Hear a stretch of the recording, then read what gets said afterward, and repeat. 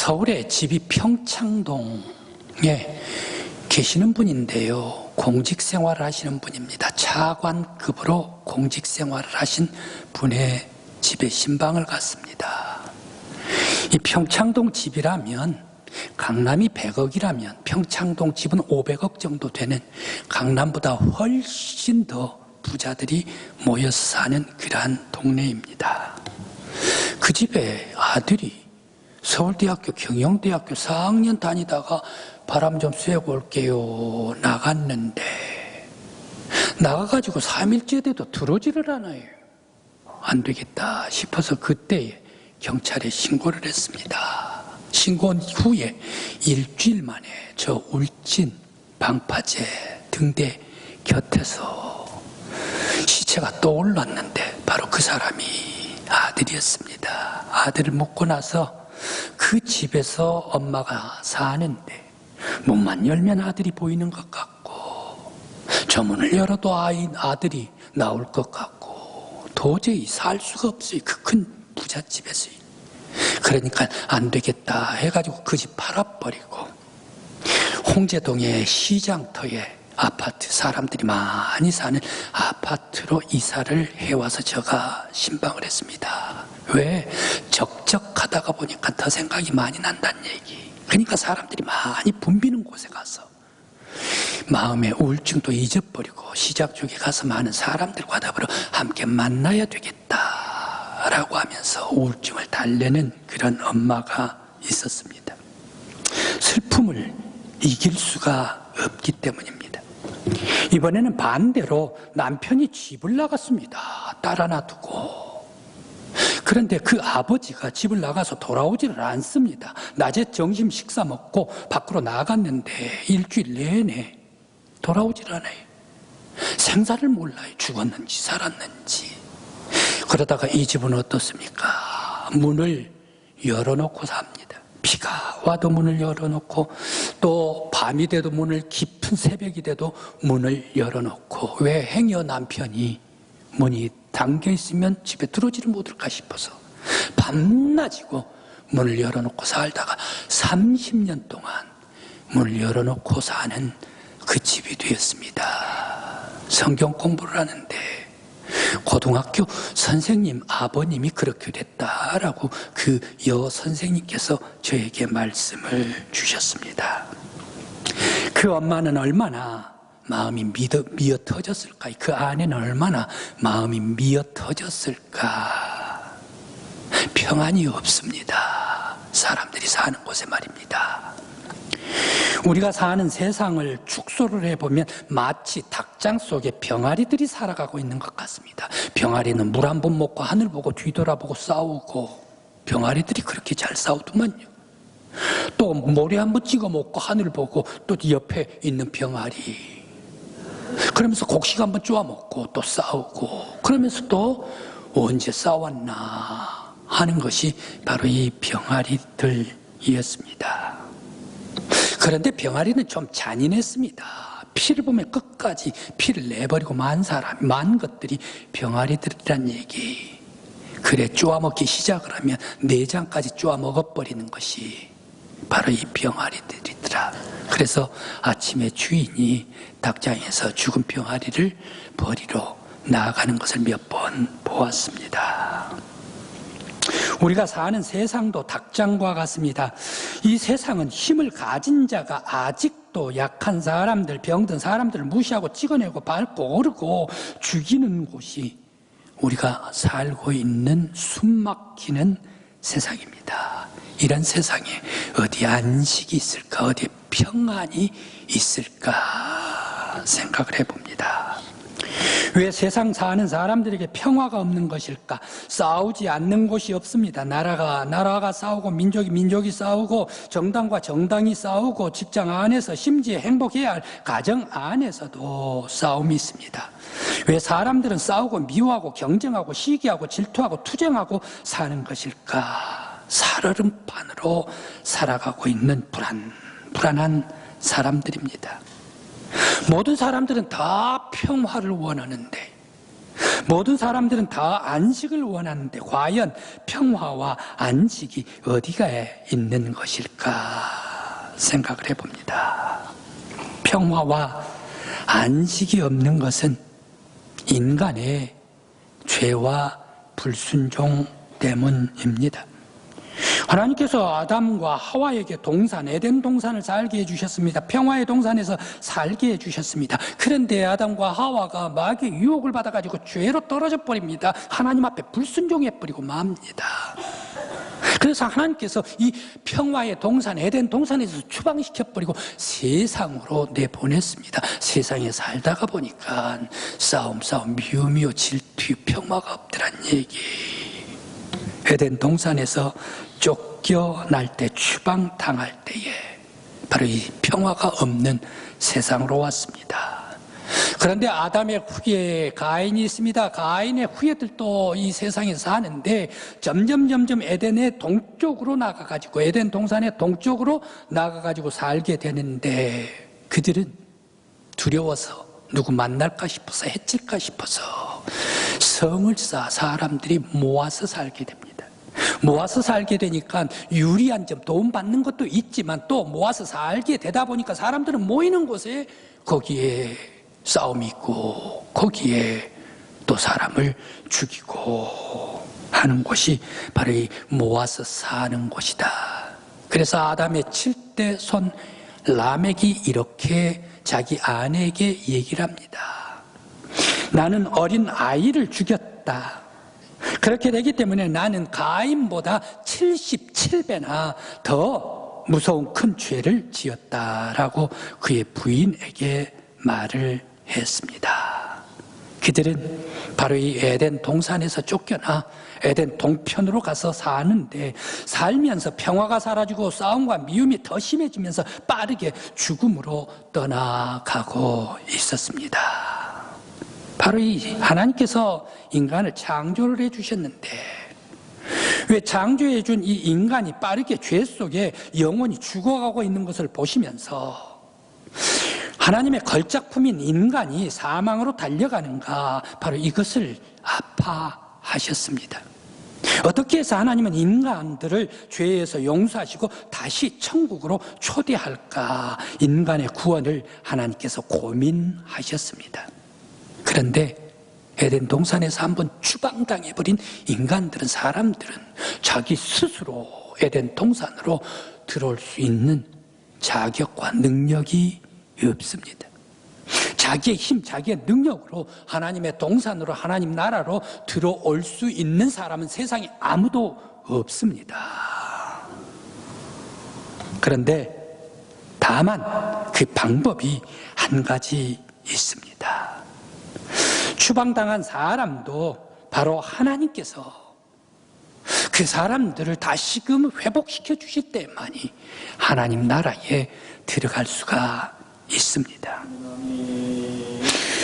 지난 3월 1일 날 박근혜 대통령은 특별 사면, 3.1절 특별 사면을 받았습니다.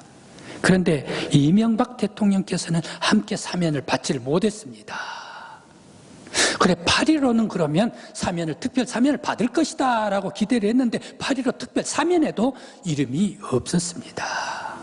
그래서 석 달간 형 집행 정지를 받아가지고 병을 치료하는데 석 달간 형 집행 정지를 받았습니다. 석 달 지나가면 또 다시 들어가야 합니다. 세상 사람들은 어떻습니까? 일단 들어가면 반드시 자기 스스로 만기 출소할 때까지 나올 수가 없습니다. 자기 힘으로는 나올 수가 없습니다. 위에 사람이 그를 사면해 줄 때에만이 나올 수가 있습니다.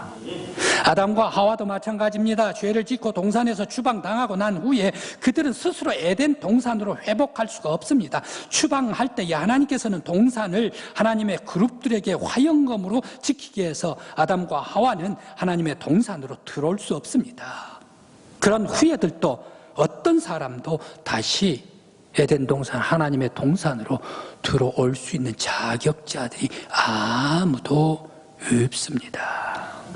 그러나 다만 하나님께서 열어주실 때, 성부, 성자, 성령 하나님께서 천국 문을 열어주실 때에 비록 죄인이지만 하나님께서 죄를 용서해 주실 때에 다시 초대해 주시면 하나님의 동산으로 들어올 수가 있다, 회복할 수가 있다라는 말씀입니다. 바로 하나님께서 바로 이 고민이 우리들이 오늘 받는 성찬 속에 고스란히 녹여 있습니다. 오늘 성경의 본문 말씀에서 왜 예수님께서는 떡과 잔을 가지시고 제자들에게 주시면서 먼저 떡을 주면서 이것을 행하라, 너희들이 이것을 행하라, 행할 때마다 나를 기념하라, 이 떡은 내가 너희를 위하여 주는 내 몸이라 라고 말씀을 하셨을까요?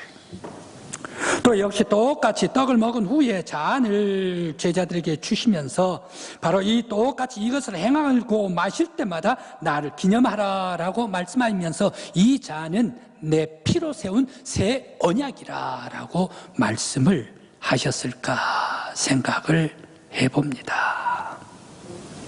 성찬에 참여하는 것이 중요하기 때문에, 성찬에 참여하는 것이 중요하기 때문일까? 아니면 성찬을 매번 받을 때마다 예수가 어떻게 죽으셨는가 이것을 기억하라고 강조를 하기 위해서일까요? 왜 성찬을 행하면서 나를 기념하라 라고 오늘 본문에서 2번씩이나 말씀을 주시고 계실까요? 그리고 왜 떡을 먹으면 잔을 마실 때마다 주의 죽으심을 그가 오실 때까지 전하라 라고 하셨고, 주의 떡이나 잔을 합당하게 먹고 마시라라고 말씀을 하셨을까요? 예수님께서 베풀어 주신 이 성찬 안에는 무엇이 있을까 생각을 해봅니다. 성찬은 천상의 예식입니다. 하나님의 삼위일체, 하나님의 예식이, 거룩한 예식이 성찬입니다.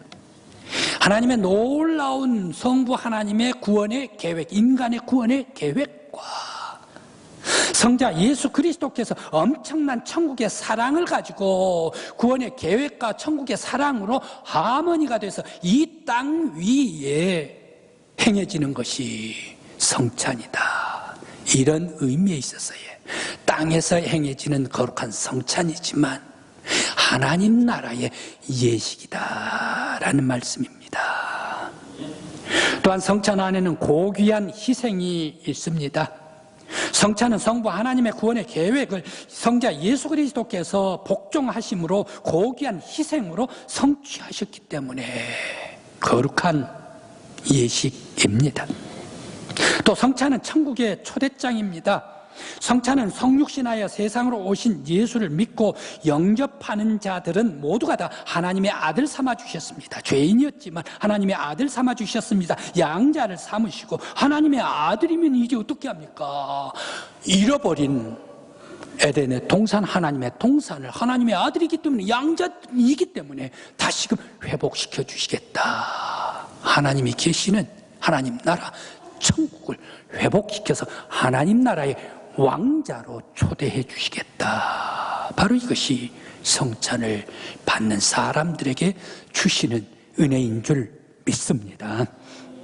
또한 이 성찬은 피의 능력이 있습니다. 십자가에서 흘리신 예수의 피의 능력은 세상에 어떤 연약한 것도 이 피, 예수의 피로 못 덮을 것이 없습니다. 세상에 어떤 죄인이 있다 하더라도, 그 많은 죄인이 있다 하더라도 예수님의 보혈의 그 피는 세상의 모든 죄인들을 용서하지 못할 그런 사람들이 없다는 얘기입니다. 모든 죄인들을 다 용서해 주시는 예수의 피다. 또한 세상에 어떠한 사람들의 원수가 있다 할지라도 그 원수를 다 화해시키지 못할 것이 없는 예수의 피의 능력인 줄 믿습니다. 또한 예수의 피의 능력은 치료하지 못할 병이 없는 예수의 피, 바로 이 능력이 성찬 안에 신령하고 신비한 능력이 있는 줄 믿습니다. 오늘 우리 앞에 놓인 성찬을 받으면서 신령한 주의 몸과 신비한 주의 피를 먹고 마시면서 우리들의 마음이 변화가 돼야 됩니다. 우리의 생각도 변화가 돼야 됩니다. 예수의 피를 받으면서 우리의 삶도 변해야 됩니다. 우리의 생활도 변해야 합니다. 우리의 삶, 우리의 영혼이 예수를 닮아가야 합니다. 그러면서 신령한 하나님의 양자로 변화되어서 하나님의 왕자들로서 이 땅을 살고 미래에 초대받을 하나님 나라로 들어가야 할 줄 믿습니다. 예수의 피는 이와 같이 죄인들이지만 우리 하찮은 사람들을 고귀한 피로 씻어주심으로 말미암아 거룩한 하나님의 아들 되게 해주시고 하나님의 왕자들이 되게 해주신 줄 믿습니다.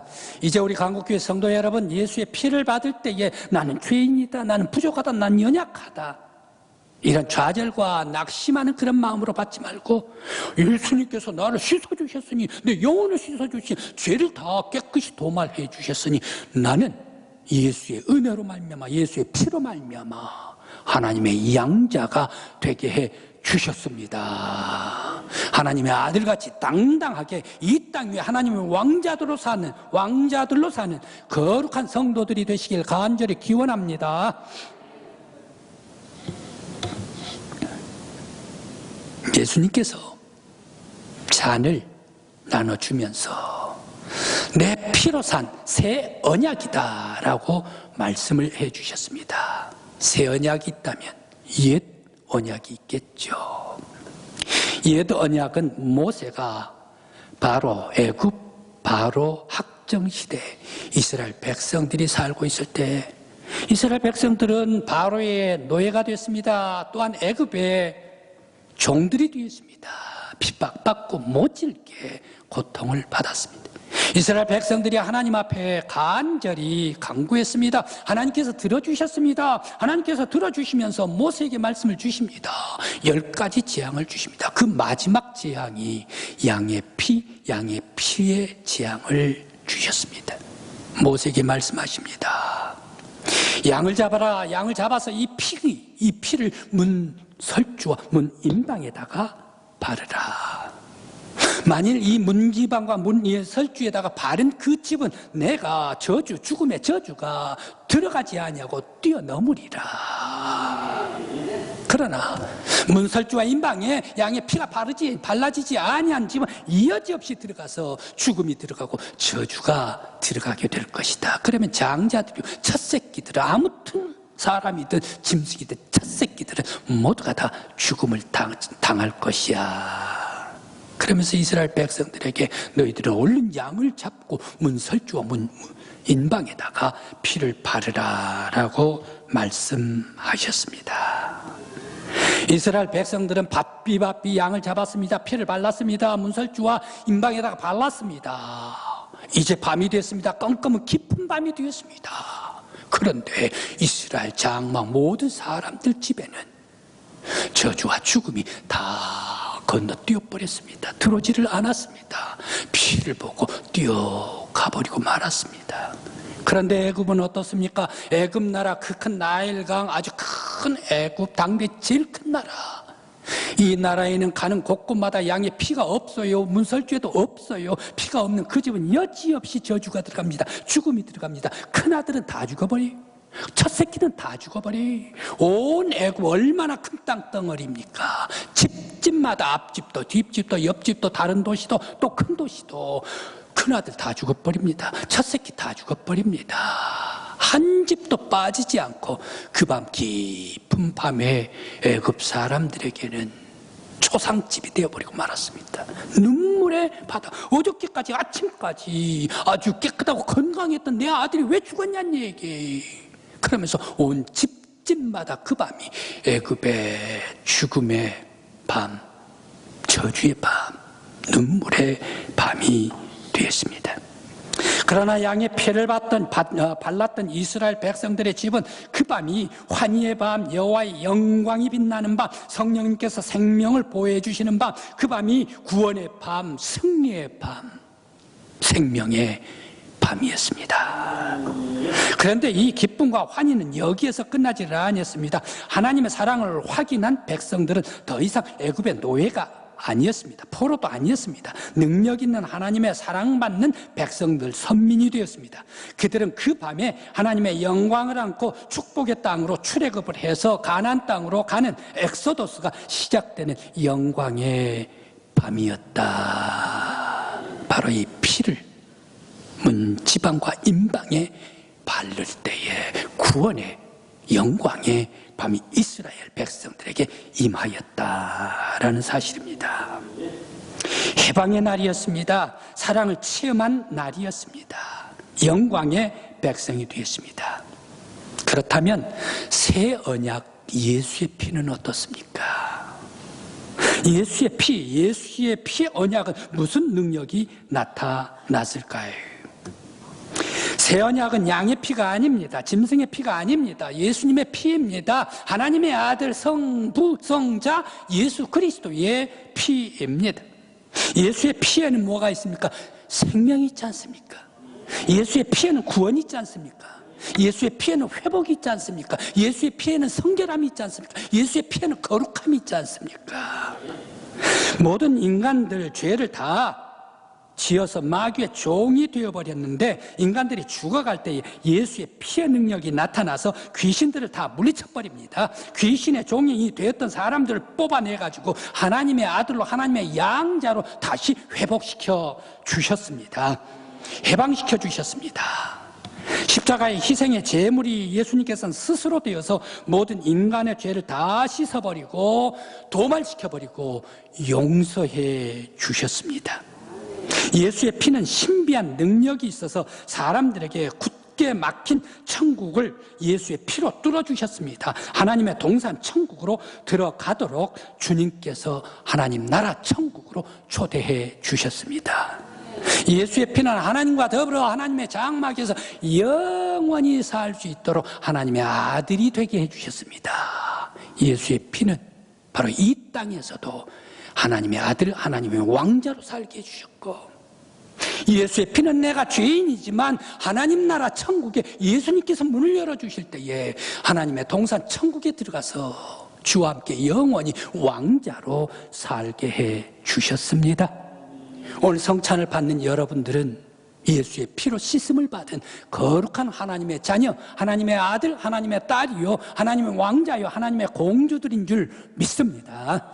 이 땅 위에 하나님의 자녀답게 사는 능력 있는 성도 여러분들이 되시길 간절히 기원합니다. 예수의 피에는 능력이 있습니다. 예수의 피를 믿는 자에게는 능력이 나타납니다. 먼저 신분이 변화가 됩니다. 마귀의 종에서 하나님의 거룩한 자녀가 되게 해 주셨습니다. 죄인을 의인으로 변화시켜 주셨습니다. 바로 예수의 피는 우리 인간, 모든 인간들, 죄인들의 삶의 목적지를 바꿔 주셨습니다. 그동안 우리들은 죄인인 줄 알고 어디를 향해 달려갔습니까? 지옥의 문패만 보고 달려갔지 않습니까? 그런 사람들 이제는 천국의 문패를 향하여 달려가는 거룩한 천국의 순례자로 방향, 목적을 바꿔 주셨습니다. 또한 막힌 담을 제거해 주셨습니다.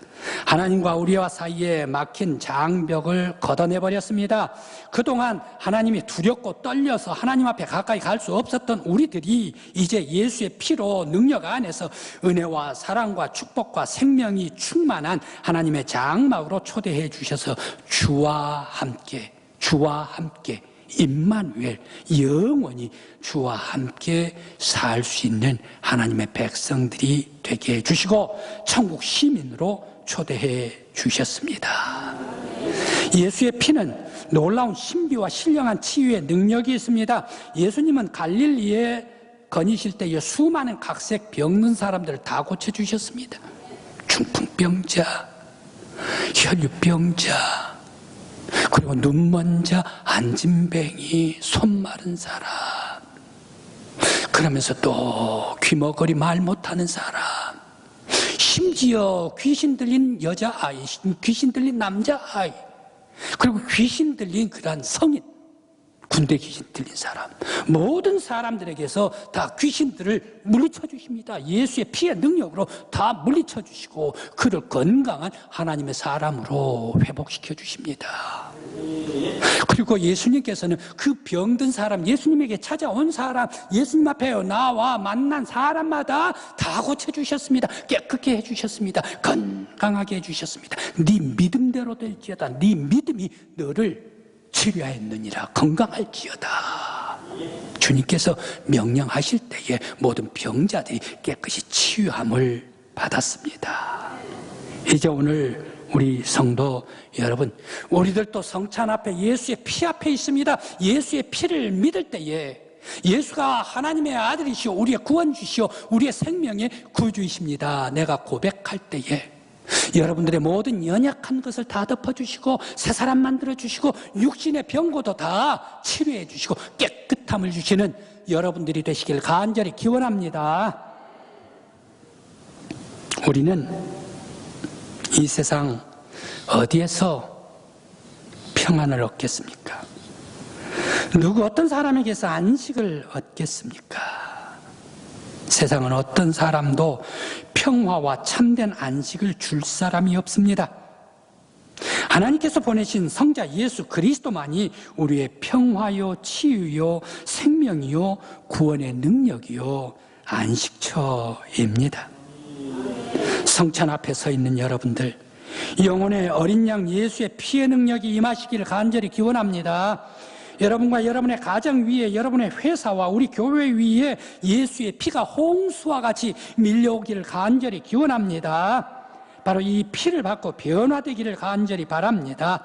더 나아가 이 나라와 이 민족이 십자가의 신비한 피를 받아 절망에서 환희가 피어오르고 슬픔에서 기쁨으로 변하고 저주가 축복이 되고 혼란에서 안식으로 변하고 죽음이 생명으로 변하는 피의 능력을 받아 생명의 노래, 영광의 노래를 늘 부르는 거룩한 성찬을 받는 능력 있는 성도 여러분들이 되시길 간절히 기원합니다. 기도드리시겠습니다.